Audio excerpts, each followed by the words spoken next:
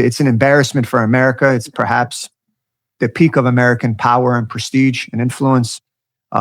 Unfortunately, I say that as an American who supported Trump. Even though Nima talks a lot about politics, we're not here for this episode here to talk about pure politics, because all of this affects, you've seen it affects inflation. It affects inflation takes off, and then the US 10-year Treasury yield spikes up. It affects the inflation outlook, the interest rate outlook, the yields outlook. It affects everything. In Asia, for example, in Australia, for example. To me, it looks like China won from all of this. And the reason why I think that is because China did not even get involved too much politically. Like, they're not hated. They're getting along with Europe. They're winning European allies.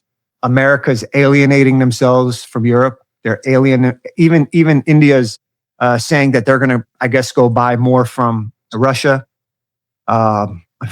Trump has, I guess, and the White House has gotten closer to Pakistan. Pablo, they just had to outlast Trump. And I think that they generally view Trump as an unstable idiot. And they don't have to cater to American politics, and they just waited. Did you know how much less oil China actually bought in the last 2 months? How much less? Do you know how much? How much? 29%. Less. So whilst every other country, less, yes.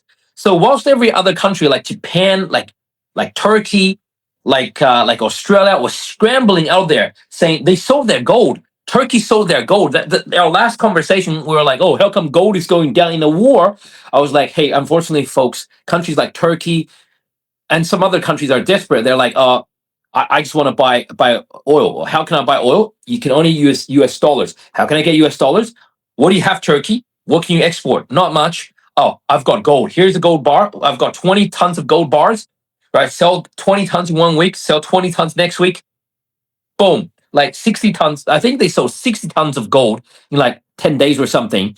And basically just, crashed the gold market. But they bought a lot of oil because the oil price kind of went up like, 50, 60%. And those countries need that extra money to buy oil. So China doesn't want to pay 50, 60, 70% more for the same oil. So China basically bought less oil. China bought 29%, almost 1/3 less oil in the last 2 months. You know how the United States has something called the Strategic Petroleum Reserve, SPR, Strategic Petroleum Reserve.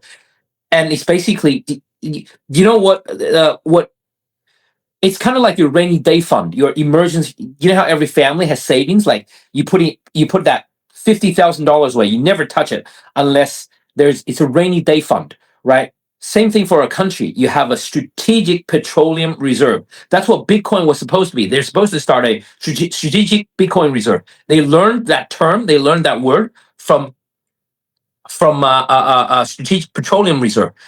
And yeah, you've just pulled that up. Now it's saying it hits the lowest level since 1983. Do you ever watch the Rose Bowl?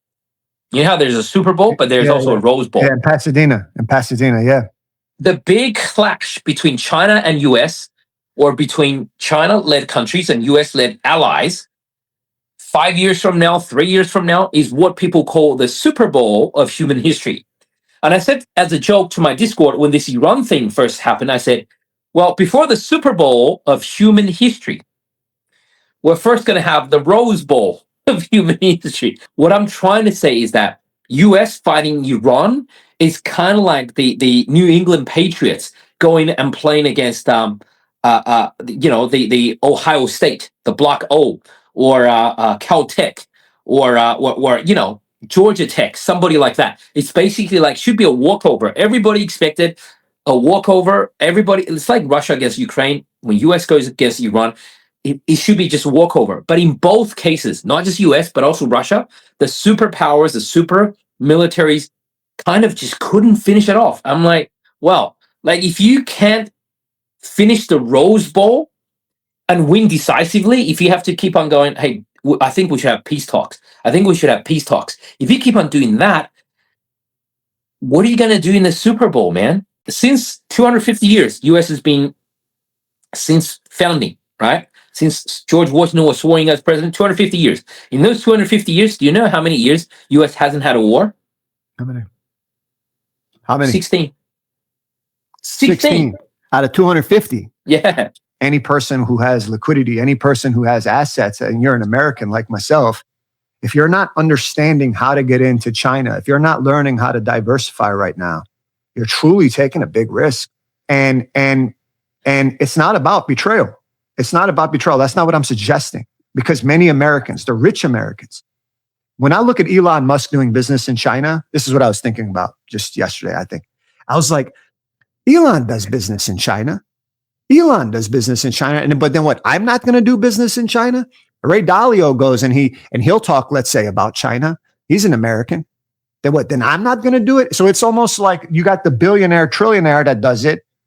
It's like they understand intuitively what's going on. So why should an American trader, why should an American investor in the markets not learn how to also just diversify part of the money to understanding, for example, Chinese equities? Pablo, and I think the more we go into what's called a multipolar world, I encourage everyone to look that up, whether you like it or not. It's perhaps whether you like, I could tell you I don't like it, but what I like and what comes are not the same thing. And it's important as adults to accept things that you may not like. A multipolar world is coming, whether we like it or not. The people who see it early and position for it are the ones who come out ahead. That's exactly what we break down inside the community, where the money is actually moving and how to diversify before everyone else catches on. We run a team of analysts, daily analysis, and a one-day free trial so you can see the research for yourself. Links in the description. We'll see you inside.